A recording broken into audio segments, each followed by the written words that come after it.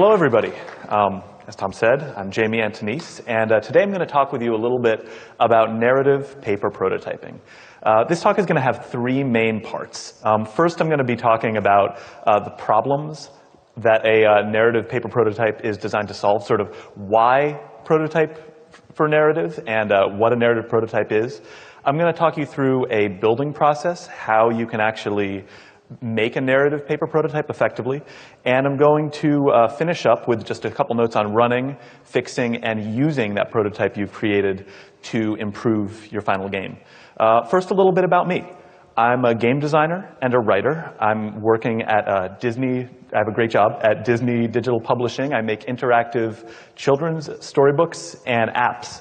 But that's my current job. That's not everything that I've done. I've had a lot of different, sort of made many different kinds of games over the years that cover a wide range of interests.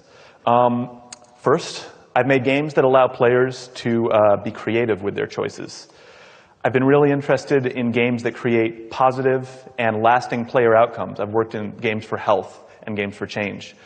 I've worked on a few games where the focus was to really generate powerful and unexpected experiences for the player, whether that's fear, as in Hush, delight and happiness, as in my work with Matt Corba on Winterbottom, or tranquility or sorrow, or some weird mix of emotions, as in the game The Pond.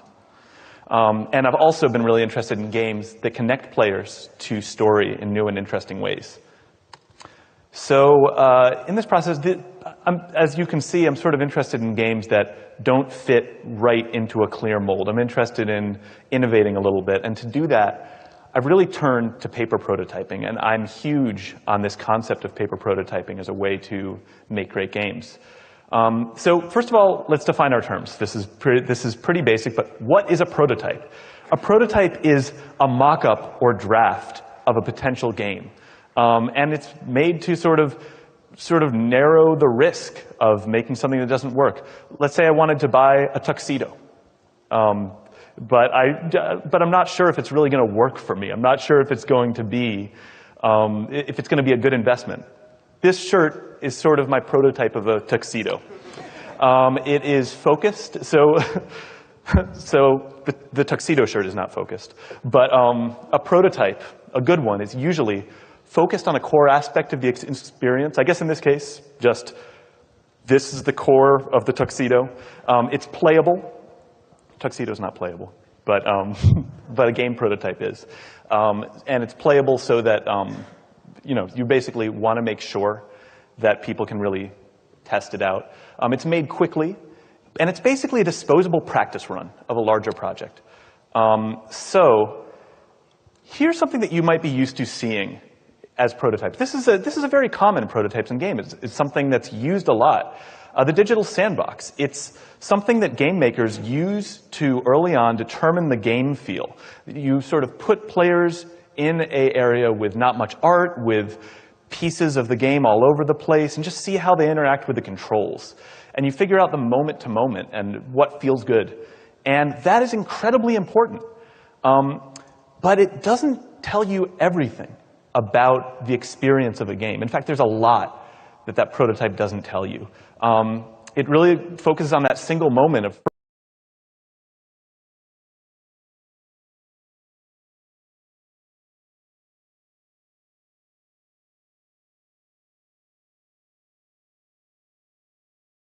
doesn't address the game's narrative. So before I go too far into that statement, I'm going to talk about what's a game narrative, and I'm sure that there are many different answers to that question in this room, since we're at the Narrative Summit. But I'm going to take a stab at what I think a game narrative is. And bear with me for a moment.